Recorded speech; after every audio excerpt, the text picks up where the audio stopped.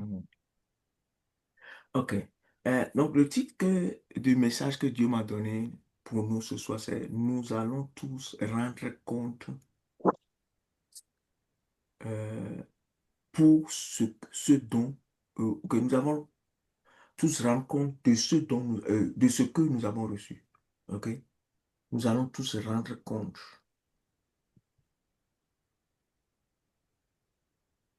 Amen. Ou bien par rapport à ce que nous avons reçu.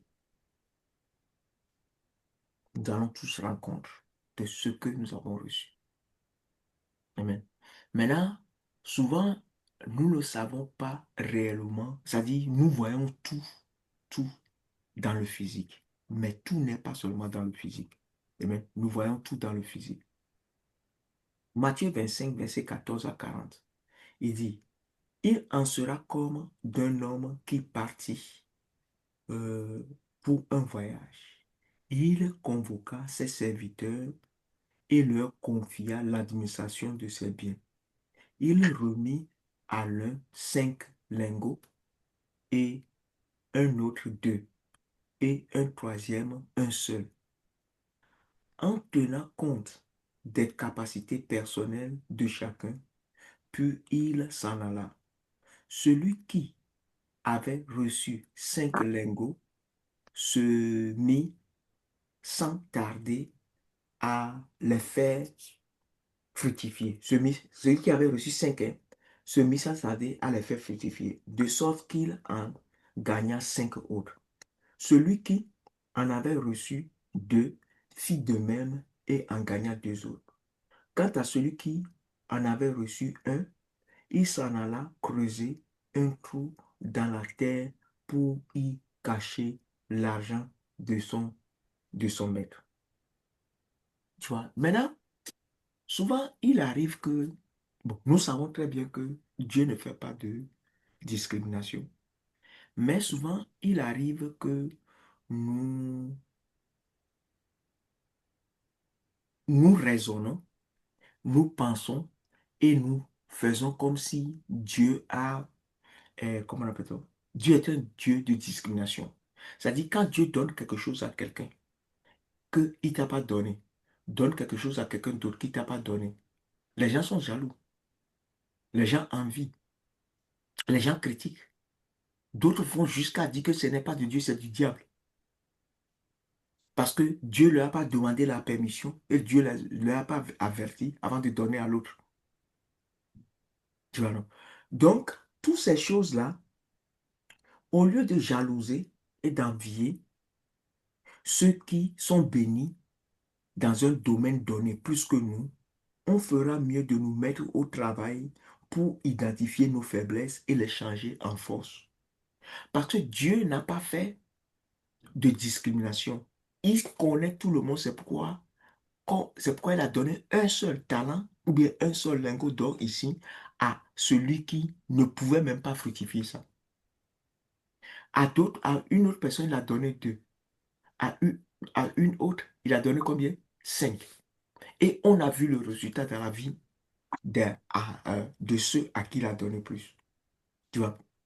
Donc, le truc est que Dieu voit en nous qui a une soif pour lui et qui veut faire quoi que ce soit pour lui, ou bien qui veut vraiment se battre, oui, se battre pour sa cause, ou bien pour la cause des autres, qui veut avancer le royaume sur la terre. Tu vois, non? Donc, et Dieu nous connaît. Amen. Dieu nous connaît tous. Raison pour laquelle il ne nous donne pas, il ne nous donne que ce que nous pouvons bien gérer pour lui. Tu vois, non? Donc, s'il y a quelque chose que quelqu'un n'a pas reçu, que la personne ne croit pas que, ne soit pas fâché contre Dieu, mais seulement que la personne ait l'humilité pour demander, Seigneur, qu'est-ce qui manque à moi? Pourquoi je veux ça, mais tu ne peux pas me donner? Donne-moi. Et Dieu va commencer par t'envoyer des hommes, Dieu va commencer par faire des choses qui vont réellement t'aider à devenir la personne que tu dois devenir avant de pouvoir gérer ce qu'il va te donner. Tu vois, non? Avant de pouvoir gérer ce qu'il va te donner. Et 2 Corinthiens 9, versets 6 à 9. Il dit, sachez-le, celui qui sème peu moissonne peu, et celui qui sème abondamment moissonne abondamment. Que chacun donne comme il a résolu dans son cœur, sans tristesse ni contrainte, car Dieu aime celui qui donne avec joie. C'est bien vrai que quand Paul était en train de parler ici, il parlait d'offrande, mais cette offrande, ce n'était pas l'argent. Il y a des gens qui ont des pièces d'argent qu'ils pouvaient donner, mais les gens donnaient des habits et des choses qu'ils avaient. C'est-à-dire, aujourd'hui, tout a été transformé en finance. Mais ce que moi, je peux vous dire aujourd'hui est que si tu as, Dieu t'a donné le temps, Dieu t'a donné des talents, Dieu t'a donné de l'argent aussi. Combien tu mets dans l'avancement du royaume des cieux? Combien tu mets combien de temps tu mets peut-être dans la prière ou bien dans le jeûne, tout ce que Dieu t'a donné, combien tu mets au profit du royaume. C'est-à-dire, il te donne, mais il veut que tu lui redonnes, si tu l'aimes bien. Tu vois, non? C'est pour dire que tout le monde donnera, mettra son trésor là où il a son cœur. Donc, si ton cœur est dans les choses de Dieu, ou est en Dieu, tu vas mettre les choses là-bas. Amen. Alléluia. Donc, Amen. euh, verset 8, il dit, et Dieu peut combler, peut vous combler de toutes sortes de grâces, afin que, ok, quand il dit toutes sortes de grâces, il n'a pas parlé de finances ici, de toutes sortes de grâces. Donc ça dépend de ce que tu donnes. Tout ce que tu investis en Dieu, tu reçois. Ok, je me donne un exemple, je vais donner un exemple. Si je suis quelqu'un qui a passé tout mon temps à évangéliser, à évangéliser, à évangéliser, à évangéliser, je vais gagner beaucoup d'âmes.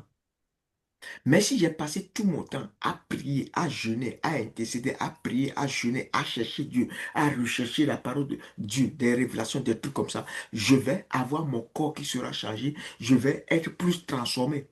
Donc c'est là où tu t'investis, c'est là où tu produis du fruit. Tu vois, non? Maintenant, quand il parle de donation ici, que ça soit l'argent, bon, ok, je vais donner, je vais finir de lire ça et je vais vous donner quelques trucs. Il dit, et Dieu peut vous combler. C'est-à-dire, ok, je vais relire à partir de verset 7, on va comprendre. Que chacun donne comme il a résolu dans son cœur, sans tristesse ni contrainte, car Dieu aime celui qui donne abondamment. Et on a dit, ce n'est pas seulement l'argent, mais il y a aussi notre temps, et il y a notre talent, et tout ce que nous mettons au service de l'avancement du royaume des cieux. Ok? Donc, verset 8. Et Dieu peut vous combler de toutes sortes de grâces, afin que, possédant toujours et en toutes choses de quoi satisfaire à vos besoins, vous ayez encore en abondance pour toute bonne œuvre. Tu vois, vous m'avez en abondance encore pour toute bonne œuvre. Selon qu'il est écrit, il a fait des largesses et il a donné aux indigents. Sa justice subsiste à jamais. Donc, s'il dit sa justice subsiste à jamais, ça dit, c'est là où on investit, c'est là où on reçoit. Amen. C'est là où on investit, c'est là où on reçoit. Celui qui n'investit nulle part n'aura rien. Tu vois, non? N'aura rien. Donc, euh, il arrive qu'il y a certaines personnes. Bon, je donne un exemple, hein. Supposons que je vais dans une église tout de suite. Il y a des églises qui ont des grâces ou bien, ça dit, nous avons, ça dit, des pasteurs, les gens sont comme ça. Dieu a donné des différentes grâces à chacun. Maintenant, si toi, tu vois que l'argent partout, ok, tu peux avoir l'argent, mais tu n'auras pas certaines grâces. OK? Il y a des gens, quand tu vas vers eux, ce que tu leur offres, ou bien la façon dont tu parles, non, tu les sers, OK? Tu aides leur ministère, ou bien tu les aides dans ce qu'ils sont en train de faire. L'imposition des mains, la prière qu'ils vont faire pour toi, cette prière fait qu'il y a certaines portes qui s'ouvrent pour toi. OK? Je dis bien, il n'y a pas que l'argent, hein. Souvent, on peut donner de l'argent pour soutenir certaines personnes, OK? Mais il y en a, c'est peut-être que toi, peut-être que tu n'as pas l'argent, mais tu as le temps pour intercéder, et la personne sait que tu intercèdes beaucoup pour lui. Ou bien la personne sait que tu pries, et tu le sais, c'est-à-dire, tu t'arrêtes, par exemple, je vais donner l'exemple de 2 Rois, chapitre 4 où la veuve est partie voir Élisée pour dire que mon mari, ok, mon mari qui est mort et qui t'avait servi, voilà, aujourd'hui, les créanciers viennent prendre ses enfants pour aller faire des esclaves. Élisée dit, qu'est-ce que tu as à la maison? Pourquoi? Élisée a vu comment le gars l'avait servi. Donc ça a déjà ouvert le cœur d'Élisée. Il était prêt à faire quoi que ce soit, malgré que le gars n'ait plus envie. Tu vois, non? Mais aujourd'hui, ce qui se passe, c'est que les gens croient, c'est-à-dire, les gens croient qu'avec Dieu, c'est-à-dire, les gens veulent prendre ce qu'on fait dans le monde pour envoyer chez Dieu. Non, avec Dieu, ce qui se passe pour les vrais serviteurs de Dieu, hein, il veut voir combien de fois toi, tu es profitable au royaume des cieux. Pas à lui personnellement, au royaume des cieux. C'est ça qui touche son cœur. Ok, parce que celui qui est vraiment, vraiment proche de Dieu, son cœur est consacré complètement à Dieu, sa pensée, toute ton âme est complacée à Dieu. C'est-à-dire, ce qui le fait bouger, c'est ce que tu fais pour Dieu. Eh bien, c'est ce que tu fais pour Dieu. Si tu es quelqu'un qui prie, qui intercède, qui fait beaucoup de choses, c'est ça. OK? On y va. Euh, Allons-y, on continue avec le truc. Matthieu, on retourne dans notre livre de Matthieu. Il dit, Matthieu 25, maintenant je lis à partir du verset 19, OK? Je vais lire verset 19 à 23. Il dit, pardon, je change 23 ici en même temps. OK. Il dit, longtemps après, oui, c'est ça. Longtemps après, le maître de ses serviteurs revint et leur fit rendre compte de leur gérance. Celui qui avait reçu les 5 lingots se présenta, apporta ses 5 lingots supplémentaires qu'il avait gagnés. Maître, dit-il, tu m'avais remis 5 lingots. J'en ai gagné 5 autres. Les voici. Très bien, lui dit son maître. Tu es un bon serviteur en qui l'on peut avoir confiance. Tu t'es montré fidèle en peu de choses. C'est pourquoi je t'en confierai de plus importantes. Viens partager la joie de ton maître.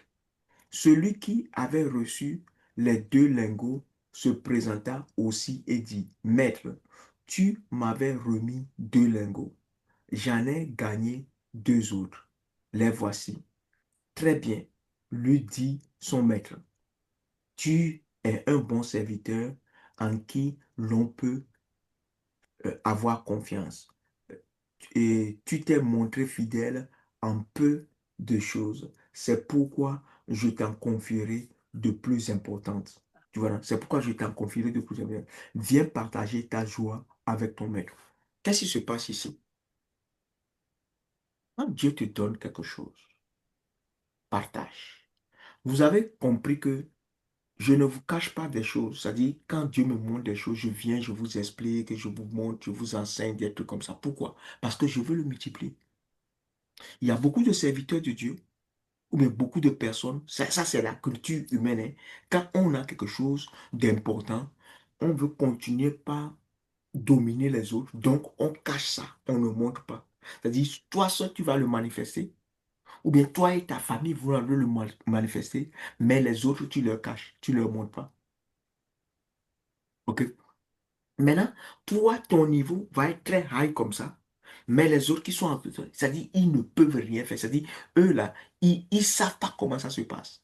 Mais c'est toi que Dieu prend pour aller dans le monde spirituel pour t'enseigner. Il t'enseigne pour que tu puisses enseigner les autres.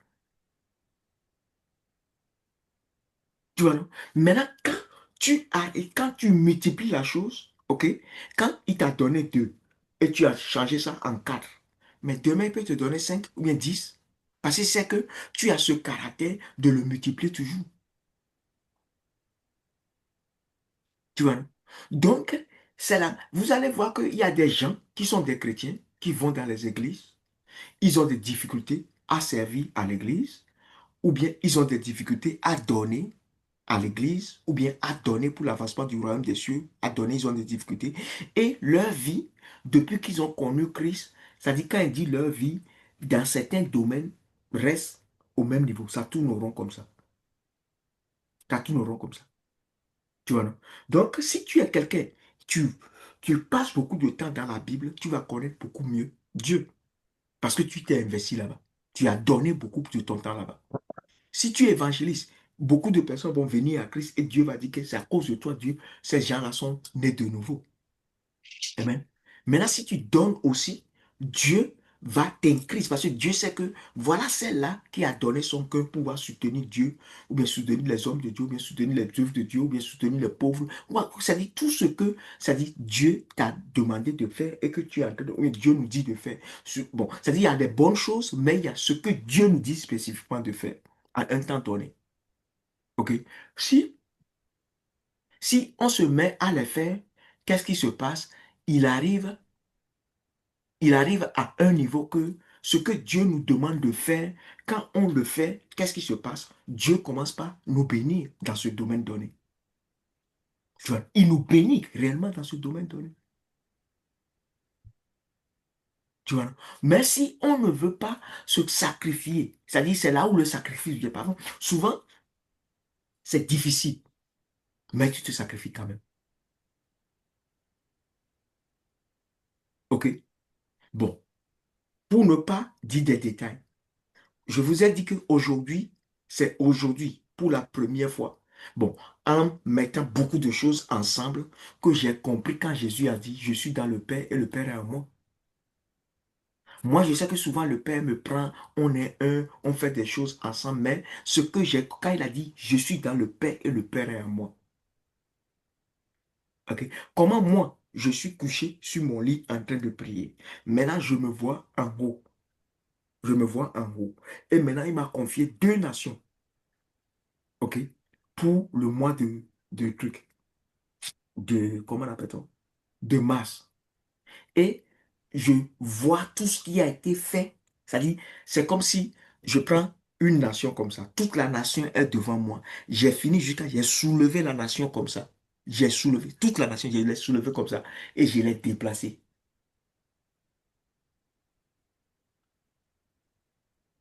OK? Donc, quand je suis dans le Père, je peux faire les choses que le Père peut faire.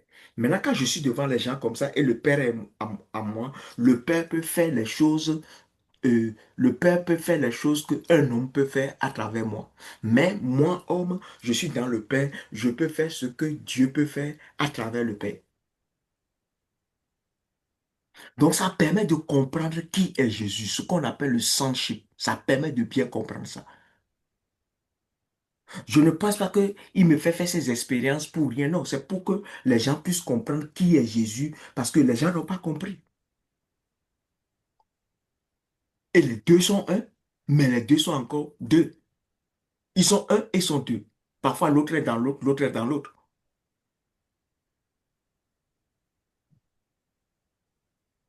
Tu vois, non? Donc, il est important que nous comprenions que tout ce que Dieu nous a donné, si toi, tout de suite, ton cœur est que, je te prends un exemple, hein, prends quelque chose qui est de Dieu. Amen. Quelque chose qui est vraiment de Dieu, qui est le plan de Dieu, ou bien qui est le purpose of God, je ne sais pas comment dire ça, un objectif de Dieu sur la terre. Et tu dis, ça, moi, je vais m'investir dedans, je vais faire tout pour que Dieu puisse m'utiliser là-bas. Bon, et même si ça commence par venir dans ton cœur déjà, il faut savoir que Dieu te veut là-bas, en fait, ok? Donc, et tu commences. Maintenant, il y en a qui viennent, là où je veux faire la précision ici, je donne un exemple. Dieu veut que tu aides les pauvres, mais Dieu veut aussi que tu arrives à un niveau spirituel. Donc, si tu veux commencer par aider les pauvres aujourd'hui, demain, quelque chose va se passer et tu auras des problèmes par rapport à ces pauvres. Mais si tu es, et si le chapitre 1 de ta vie, ou bien la saison 1 de ta vie, est de se construire en Dieu d'abord, finis de te construire en Dieu d'abord avant de commencer par penser aux pauvres. Parce qu'il y a des pauvres, quand tu t'en vas peut-être prier pour eux. Je connais des gens qui ont eu le cancer parce qu'ils ont prié pour des gens. OK. Et il y a un apôtre même que j'ai vu la vidéo aujourd'hui. Il a fini de prier pour les gens, il a guéri tout le monde. Il est parti à la maison. Il a senti comme il y avait une épée dans sa gorge. Une épée dans sa gorge. Donc il devait prier, prier, prier, prier, prier, prier, prier, prier, prier, prier, prier, jusqu'à ce que qu'il soit délivré. Tu vois. Donc souvent les gens voient des choses comme ça. C'est pourquoi il y a des rousses, comment on dit rousses encore? Il y a des lois. C'est-à-dire on ne se lève pas pour dire je m'en vais, je m'en vais. C'est pourquoi d'autres disent allez dans les hôpitaux. Si Dieu me dit va dans un hôpital, je vais aller dans un hôpital. Si Dieu ne me dit pas d'aller dans un hôpital, je ne vais pas partir. Parce qu'à l'hôpital, les gens n'ont pas leur cœur pour toi, pour Dieu. Tout le monde n'a pas leur cœur. Ou bien si tu vas là-bas, tu vas demander je peux prier. Est-ce que je peux prier pour toi? Elle va dire oui. Si la personne dit oui, tu peux. Si la personne dit non, tu ne peux pas. Tu ne peux pas.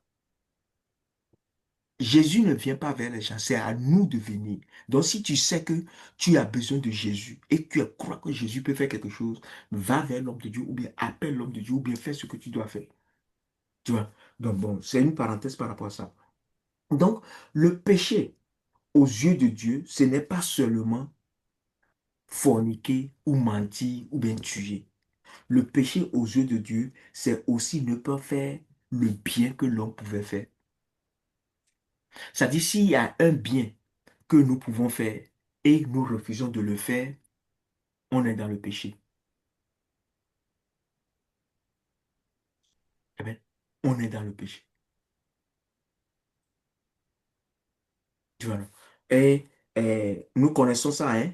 Jacques 4 verset 17. Celui donc qui sait faire le bien, qui sait faire ce qui est bien et qui ne le fait pas commet un péché.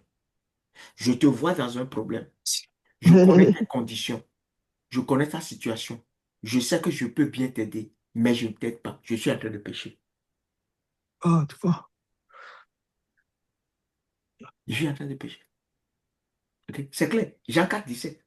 Celui donc qui sait faire ce qui est bien et qui ne le fait pas comme un péché. Moi, je vous ai dit, c'est ce chapitre, un seul verset, hein, qui a transformé ma vie. Parfois, je vois des gens, avec leur orgueil, ils peuvent demander quelque chose. Je sais qu'ils sont dans le besoin. Ils ne demandent pas. Mais qu'est-ce que je fais? Je dis, OK, je vais les aider quand même. Je sais que c'est l'orgueil qui les fatigue. Je vais les aider quand même. Pourquoi? Parce que si je ne le fais pas, je connais ce verset. C'est à eux de demander. Mais ils ne veulent pas demander parce que eux-mêmes, ils ont fait des choses, ou bien ils ont dit des choses, maintenant ils ont honte. Ou bien elles ont honte. Tu vois, non? Donc là, quand la personne a honte, la personne ne peut pas demander. Mais si toi, tu es devant la Tu peux situation, éteindre? eh bien, mais si toi, tu es devant la situation, qu'est-ce que tu fais? Tu aides. Et c'est pourquoi quand tu vois quelqu'un aussi dans un problème, tu ne veux pas attendre que la personne puisse te demander de prier pour elle d'abord. Toi-même, tu as discerné la chose, il faut prier pour la personne. Ok? Le discernement que Dieu t'a donné, le bien, le mal même, l'arbre du bien et du mal qu'on a mangé, qu'on ne devait pas manger, c'est Dieu aussi qui l'a planté là-bas. Mais maintenant, quand tu connais le bien, ça ne veut pas dire que, et tu connais le bien, mais ça ne veut pas dire que tu dois toujours faire le mal aussi que tu connais. Tu dois laisser le mal pour faire le bien. Amen. Donc, ça, c'est qu'il a dit. Quand je continue avec notre verset de Matthieu, Matthieu 25 toujours, il dit, enfin, celui qui n'avait reçu qu'un seul lingot vient à son tour et dit, Maître, je savais que tu es un homme dur. Regarde ce qu'il a dit, tu es un homme dur. Donc, ça dit, il y a un caractère de Dieu que les chrétiens oublient, que nous allons ressortir ici. Ils croient que Dieu, c'est un Père Noël très gentil qui vient donner des choses seulement et vous l'utilisez comme vous voulez. Il vous a donné le libre arbitre. Vous l'utilisez comme vous voulez et il ne va jamais vous demander des comptes. C'est ce que les chrétiens croient. Ou bien, même s'ils ne croient pas ça, c'est ce que leur attitude transmet. Je ne sais pas, tu vois. C'est ce que leur attitude transmet. Il dit, Maître, je savais que tu es un homme dur. Tu moissonnes là où tu n'as même pas, tu n'as rien semé. Et tu récoltes où tu n'as répandu de semences.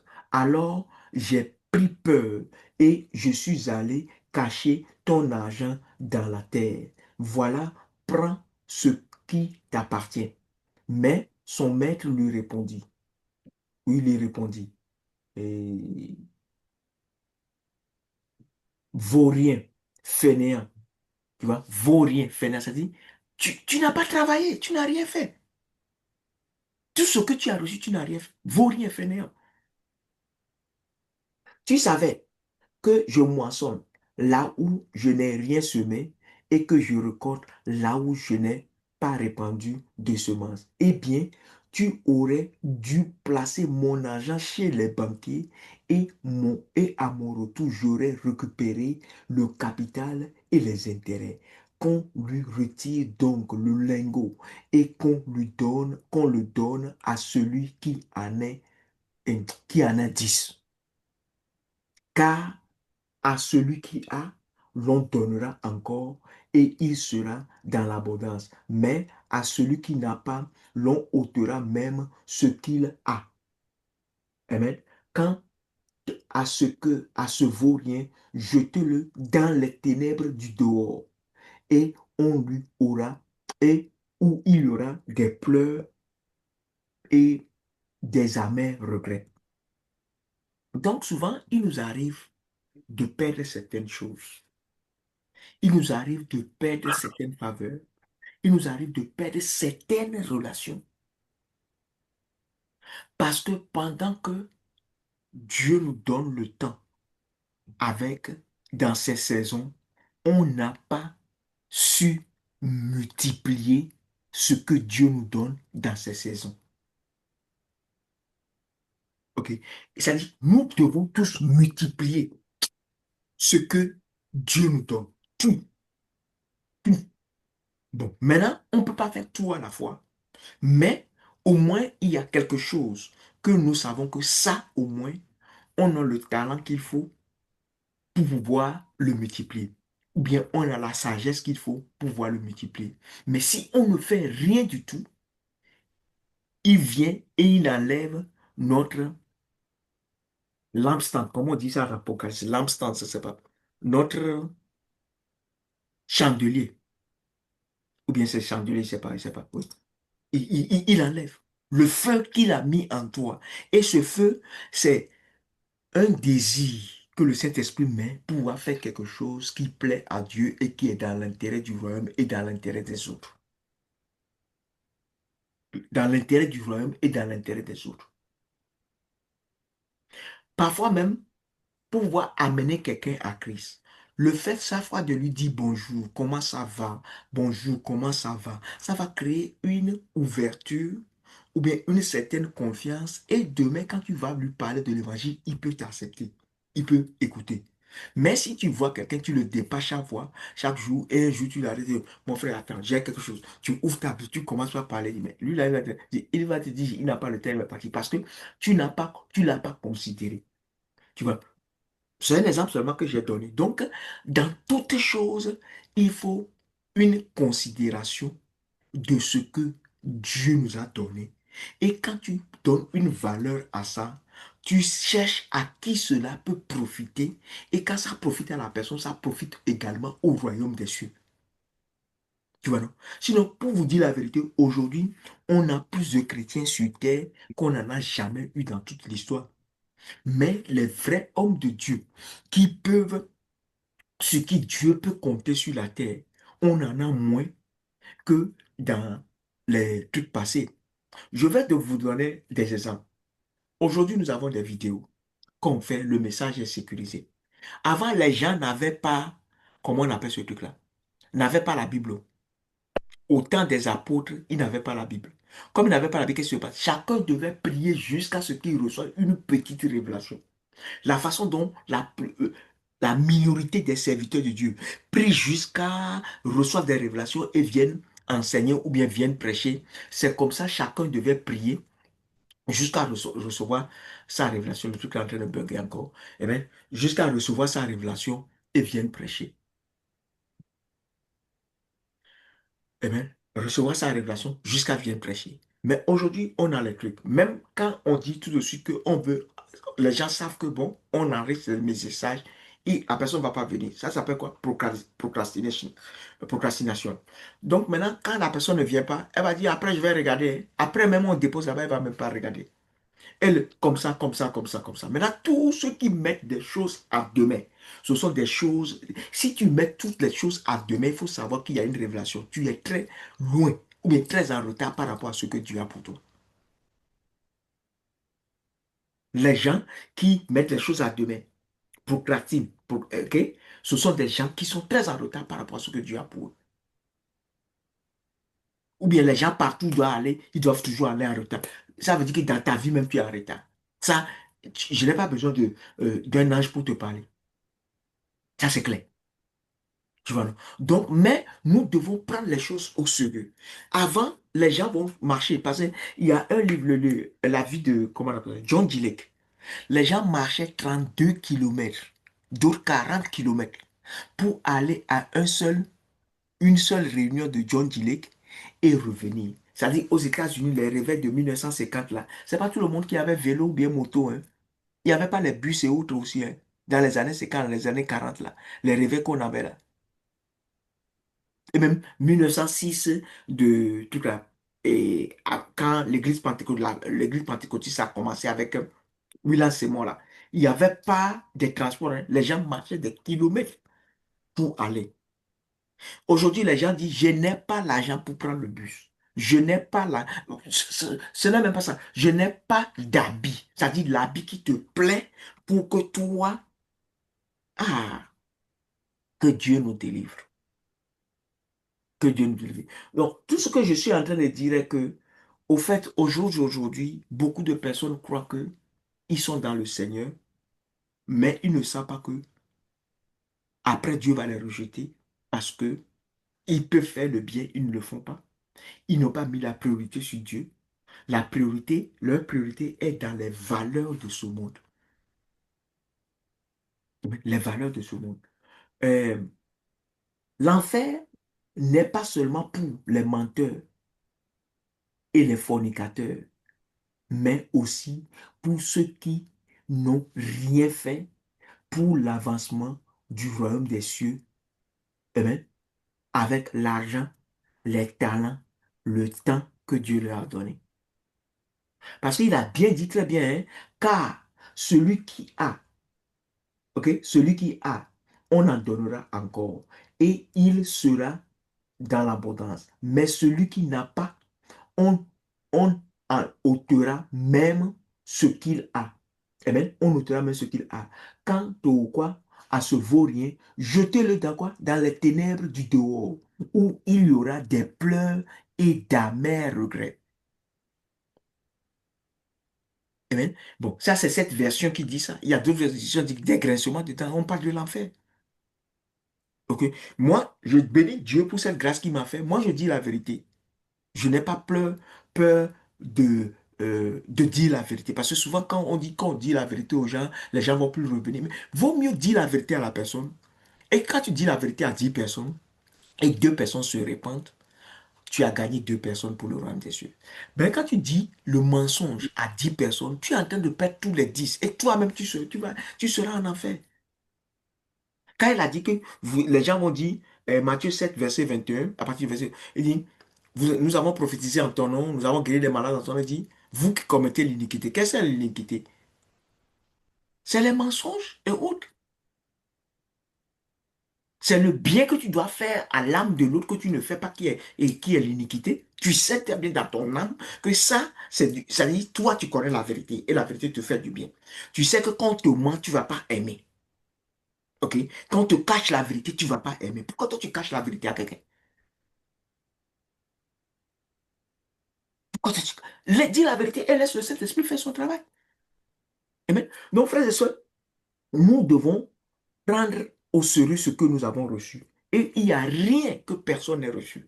Moi, je peux vous dire la vérité que je bénis Dieu pour tout ce qu'il a fait avec moi et qu'il continue pas à faire jusqu'à là où je suis aujourd'hui. Et tout ça là, c'est Dieu. C'est parce que quand il te donne petit, tu gères bien, ou bien tu l'utilises, ou bien tu obéis. Ça dit, tout dépend de combien de fois tu te concentres, ou bien tu obéis, ou bien tu gères, ou bien, ça dit, oui, tout dépend de ton obéissance. Là, il va te donner encore, il va te donner encore, il va te donner encore, il va te donner encore. Mais il n'y a rien que je peux dire, ou bien qui que ce soit peut dire, qu'il a, ou bien qu'il peut manifester qu'il n'a pas reçu. Si Dieu ne t'a pas donné, tu ne pourras pas l'utiliser. Tu n'en auras pas, en fait. Même ce que nous appelons, ce que nous tous nous appelons aujourd'hui, argent, celui qui dit, ça c'est mon argent, ça c'est mon souci. Et même quand nous-mêmes on vient, j'ai fait ça, j'ai fait ça. Attends, c'est un abus de langage, sinon c'est Dieu qui a fait à travers nous, hein. C'est Dieu qui fait à travers nous, hein. Il n'y a rien que nous pouvons faire, hein, nous-mêmes, hein. Il n'y a rien. Même si tu as grandi spirituellement jusqu'à tu es arrivé à un niveau, tout ça, c'est pas la grâce de Dieu. Si Dieu n'a pas décidé de te donner, de continuer pas à te donner, tu vas jamais arriver là où tu dois arriver. Tu dois jamais y arriver. C'est impossible. Amen. Ça, c'est impossible. C'est Dieu. Donc, il faut que nous ayons ça dans la tête. C'est pourquoi parfois, quand je fais certaines choses dans le monde spirituel, je viens et je dis, ah, j'ai fait ça, mais après, quand j'ai fini, bon, effectivement, quand je suis en train de faire la chose, je suis seul. Et j'ai fait la chose. Mais après, je veux trouver un langage où je vais donner la gloire à Dieu pour dire Dieu m'a utilisé pour faire.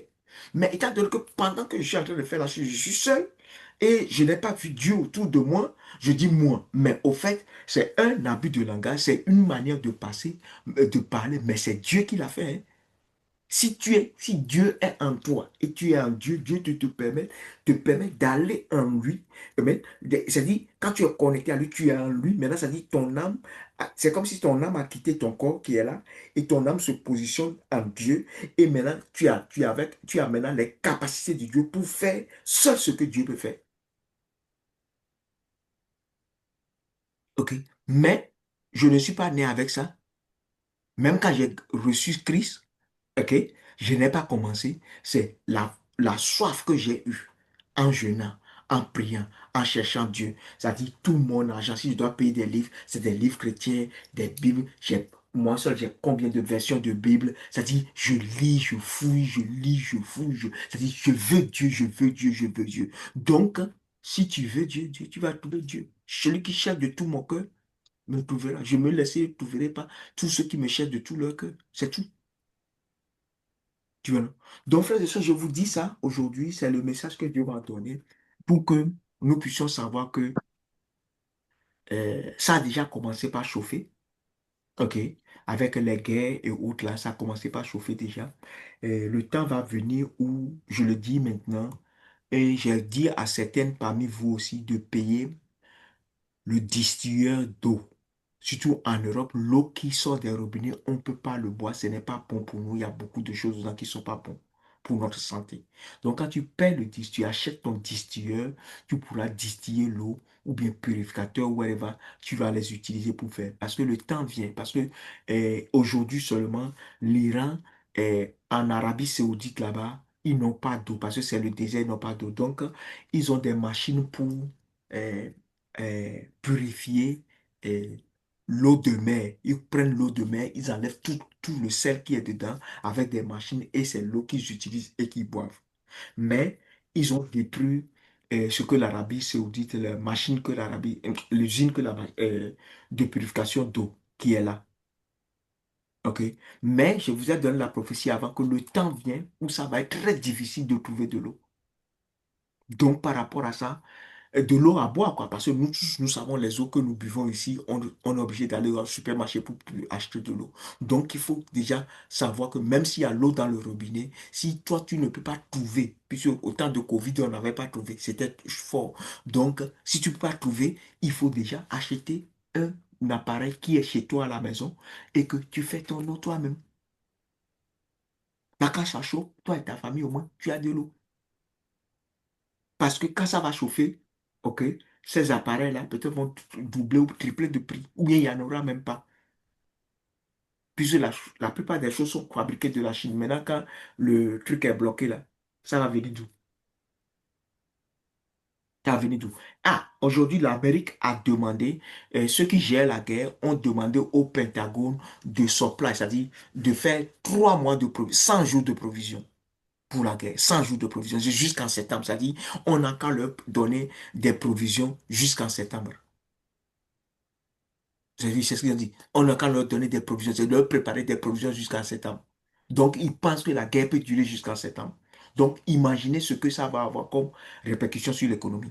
OK. C'est une parenthèse, mais je pense que c'est important de le dire maintenant. Sinon, après, je peux oublier. OK. Si tout ce que vous pouvez acheter pour garder, acheter pour garder, tout ce que vous pouvez faire qui est tout fait. OK. Surtout les choses vitaux là, faites. Amen. On y va. Bon, on y va. 2 Corinthiens, 1 Corinthiens 2:12. Il dit, oh, nous n'avons pas reçu l'esprit du monde, mais l'esprit qui vient de Dieu, afin que nous connaissions des choses que Dieu nous a données par sa grâce. Donc, tout ce que, ça dit, quand tu connais l'esprit de Dieu et que tu cherches, ça dit, Dieu, par sa grâce, va te donner des choses à travers son esprit. Ça, c'est 1 Corinthiens 2 verset 12. Maintenant, Jean 3 verset 27. Jean répondit, un homme ne peut recevoir que ce qui lui a été donné du ciel. Ou bien un homme ne peut manifester que ce qui lui a été donné du ciel. Amen. Et Jésus a dit la même chose à, pas Nicodémos. Si, Ponce Pilate, bien c'est qui. Que, oui, à partir de l'autorité, qu'il n'y a pas d'autorité que tu peux exercer que tu n'as reçu du ciel. Il dit qu'il n'a pas d'autorité sur lui, Jésus. OK. 1 Pierre, 2 Pierre, pardon, 1 verset 3. Comme sa divine connaissance nous a donné tout ce qui contribue à la vie et à la piété. OK? À la vie et à la piété, au moyen de la connaissance de celui qui nous a appelés à sa propre gloire et à sa vertu. OK? Il nous a appelés à sa propre gloire et à sa vertu, lesquels nous assurent de sa part les plus grandes et les plus précieuses promesses afin que par elles, vous, afin que par elles, vous deveniez participants de la nature divine. Vous devenez participants de la nature divine. Donc, c'est le plan de Dieu que nous manifestions sa nature, comme ce que je vous ai dit tout à l'heure. Les expériences, bon, les choses que Dieu m'a utilisées, a fait aujourd'hui, par exemple, que je vous ai dit. Tu participes à sa nature. Amen. En fuyant la corruption qui existe dans le monde et qui existe dans le monde par la convoitise. Tu vois. Donc, il y a une chose qui est très importante. Si on peut arriver à tuer notre chair, ok, à travers le jeûne et à travers la prière, et 2 Pierre là nous dit que par sa connaissance divine. Donc, pendant que tu jeûnes et tu pries et tu lis la Bible, mais tu écoutes des enseignements, tout ce que tu reçois, quand tu ouvres ton cœur et tu veux les appliquer, tu veux les appliquer, tu veux les appliquer, c'est ça qui va faire quoi, qui va contribuer à la vie et à la piété qui est en toi. Et maintenant, si quand tu auras à la vie et la piété, donc Dieu va maintenant commencer par te donner de plus en plus, de plus en plus, de plus en plus, de plus en plus. OK. Donc, dans le corps du Christ, il faut que nous sachions deux choses, une seule chose, que nous avons 4 types de personnes. OK? C'est ici que je vais finir mon enseignement. Nous avons 4 types de personnes. Et il y a 3 types de personnes. OK? Et- non, 2 types de personnes que je peux dire qui sont bons, que nous devons être. Et il y a 2 qui ne sont pas bons. OK? Dans le corps du Christ, nous avons les gens qu'on appelle des participants. Quand tu es dans un ministère, dans une église, ou bien ça dit le ministère ou bien une église, c'est un groupe de personnes, à qui Dieu a donné une mission et chacun joue sa partition pour pouvoir envoyer le ministère devant. Amen. Chacun joue sa partition pour pouvoir envoyer le ministère devant, c'est ça? Oui, oui, pour pouvoir avancer le royaume. C'est-à-dire, oui, le ministère dit ce que Dieu veut faire à travers eux pour pouvoir l'envoyer devant. Ok, chacun joue sa partition. Donc, nous avons les participants. Dans le ministère de Jésus, les apôtres étaient des participants. Et comme ils étaient des participants, ils aidaient Jésus. OK? Ils aidaient Jésus. Et vous avez vu que parfois, quand Jésus devait baptiser, on devait baptiser les gens, c'est les apôtres qui baptisaient. Et quand il faut évangéliser, Jésus même évangélisait, mais il envoyait les apôtres pour aller évangéliser aussi. Et les apôtres travaillaient. Chacun faisait quelque chose au fait. Les 12 là, chacun faisait quelque chose. OK? Même Judas dont on parle, il faisait quelque chose. Il gérait l'argent. Mais comme le plus important, ce n'est pas l'argent pour Jésus, il lui a donné l'argent pour gérer l'argent.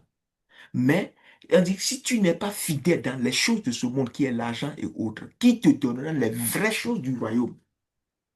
Donc les vraies choses du royaume, il les a confiées aux autres. Et les choses de ce monde, ce qui est valorisé que dans ce monde, il a confié ça à Judas. Tu vois, non? Et c'est ceux qui valorisent les choses de ce monde plus que les choses de Dieu, c'est eux toujours qui trahissent et qui se trahissent eux-mêmes. Qui trahissent le royaume des cieux et qui se trahissent eux-mêmes. Parce que la tentation ne viendra que de ce monde. C'est-à-dire que le diable n'a rien à t'a proposé si ce n'est pas quelque chose de ce monde qu'il va utiliser pour te corrompre.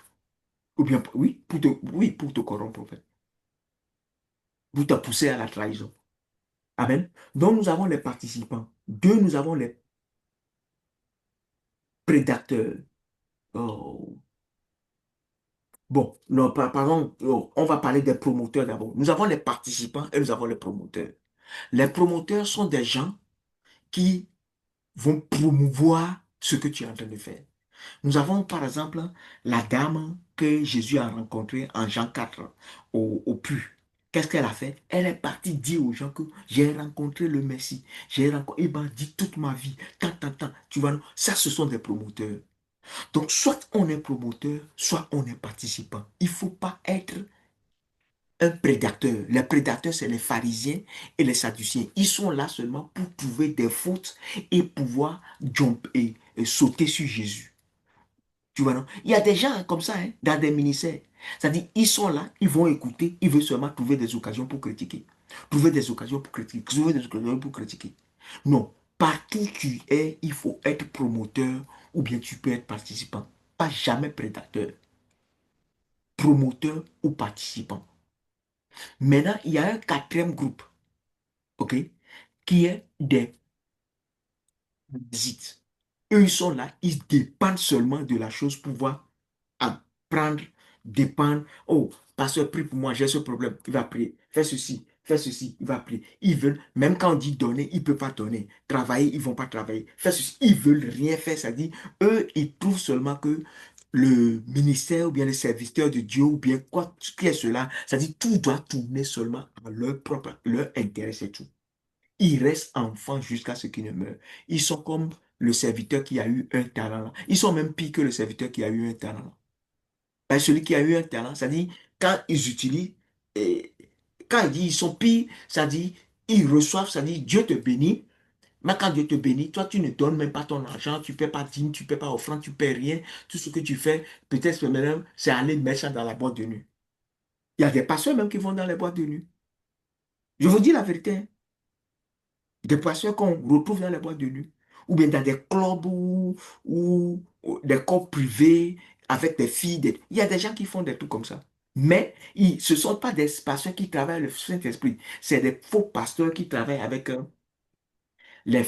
qui sont des mystiques ou bien qui sont des herboristes et qui utilisent la culture, les cultures comment, traditionnelles, spirituelles traditionnelles et autres, mais ils se font appeler pasteurs. Ils ont pris la Bible pour ouvrir ce qu'ils sont en train de faire. C'est des gens comme ça, on retrouve dans les boîtes de nuit.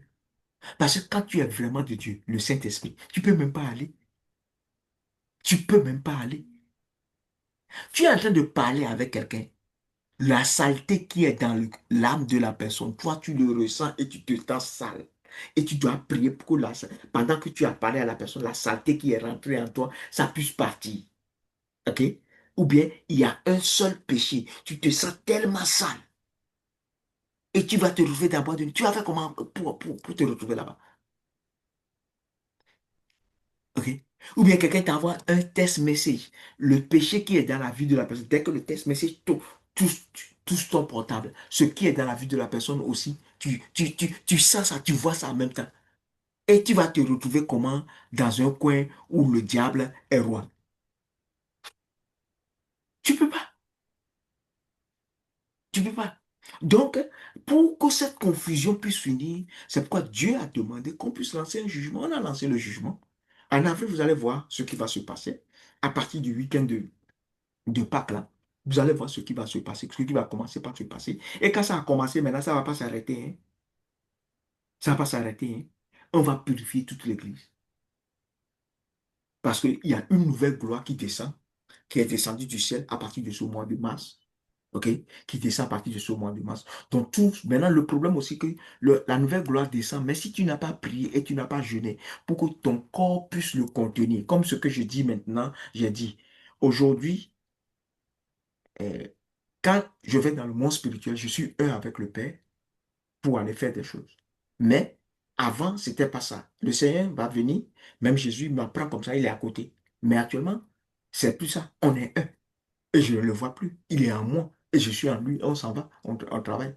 Donc la lumière que vous avez vue, OK, cette lumière, mon corps n'est pas encore prêt.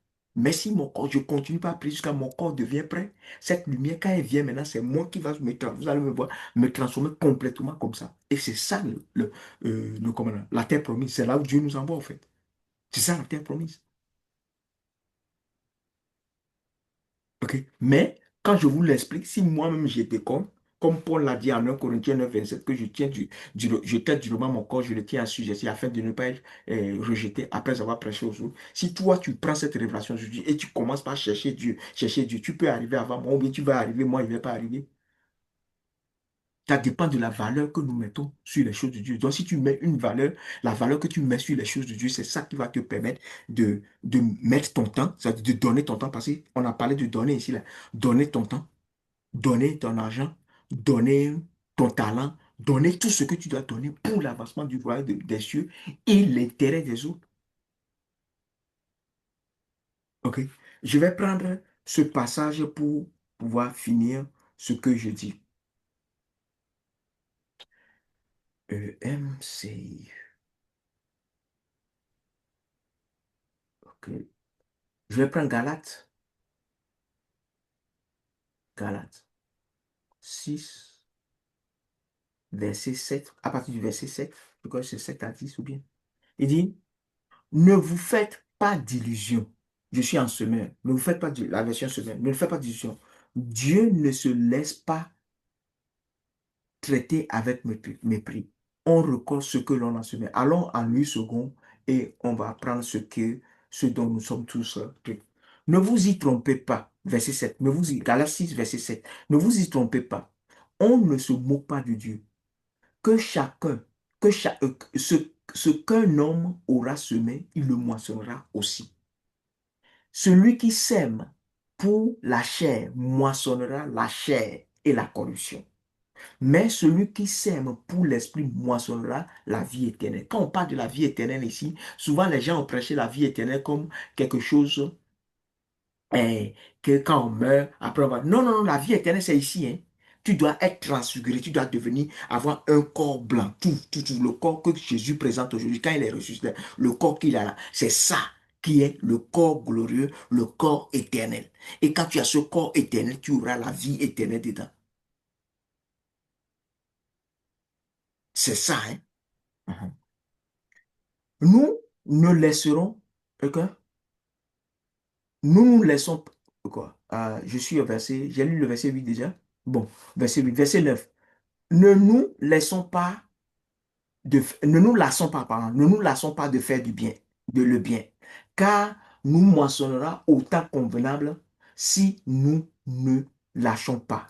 Ainsi donc, pendant que nous en avons l'occasion, pratiquons le bien envers tous et surtout envers les frères dans la foi. Envers les frères dans la foi. Amen. Pourquoi? Parce que quand tu t'en vas au marché et tu sais que ce quelqu'un est chrétien ou bien quelqu'un est dans la foi, quand tu achètes chez lui ou bien chez elle, quand il va à la maison, qu'est-ce qu'il va faire? Il va louer ton Dieu, non? Qui a provoqué cette louange? C'est toi.